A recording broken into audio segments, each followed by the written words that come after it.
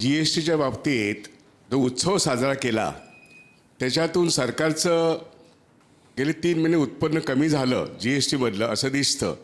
पण जर तुम्ही कररचना जर बघितली तर सर्वसामान्यांच्या खिशातून जाणारा जो GST आहे याच्यामध्ये काही घट झालेली नाही आहे. सरकारच्या एकूण उत्पन्नामध्ये घट झाली आहे हे त्यांनी दाखवलंय. म्हणजे मग ते जे स्लॅब्स आहेत 18% स्लॅब, 12% स्लॅब, 6% स्लॅब, सर्वसामान्य माणसांच्या स्लॅबमध्ये काय घट झालेली आहे असा माझा पहिला प्रश्न आहे. आता एक आयुर्विम्याचा प्रश्न घ्या. त्यांनी 18% आम्ही त्याला GST कपात करू असं म्हटलेलं आहे. परंतु ही कर कपात फक्त इंडिव्हिज्युअल्सच्या बाबतीत आहे, समुदायाच्या बाबतीत नाही. आणि सर्व इन्शुरन्स कंपन्या या मोठ्या समुदायांचा जो आयुर्विमा काढतात तिथे 18% त्यांना कर द्यावाच लागतो. हे मी उदाहरण दिलं. म्हणजे GST कंपन्या आपला जो काही GSTचा कर वाचवण्याचा प्रयत्न करतात तो आपल्या प्रीमियम भरणाऱ्या ग्राहकांकडून वसूल करतात. हे एक उदाहरण झालं.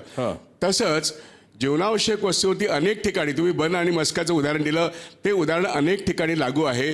कुठेही GSTचा दर हा 6% खाली येण्याची अपेक्षा आहे किंवा 12% खाली येण्याची अपेक्षा आहे.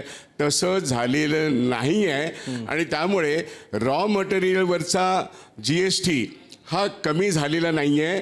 फिनिश प्रॉडक्टवरचा GST हा थोडा म्हणजे 18%वरून 12%वरती आला असेल, पण अंतिमतः ग्राहकाला मात्र तो पूर्णच्या पूर्ण GST द्यावा लागतो. आणि क्लेम करताना ज्यांच्याकडे GSTचा नंबर आहे त्यांना त्याच्यामधून मोठी सूट मिळते, ग्राहकाला कुठलीही सूट मिळत नाही.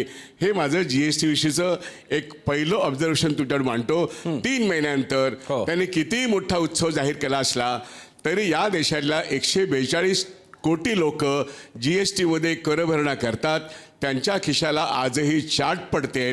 GSTचा ज्यांच्याकडे नंबर आहे त्यांना काही प्रमाणामध्ये, मोठ्या लोकांना काही प्रमाणात सूट आहे, पण ही अत्यंत फसवी आहे.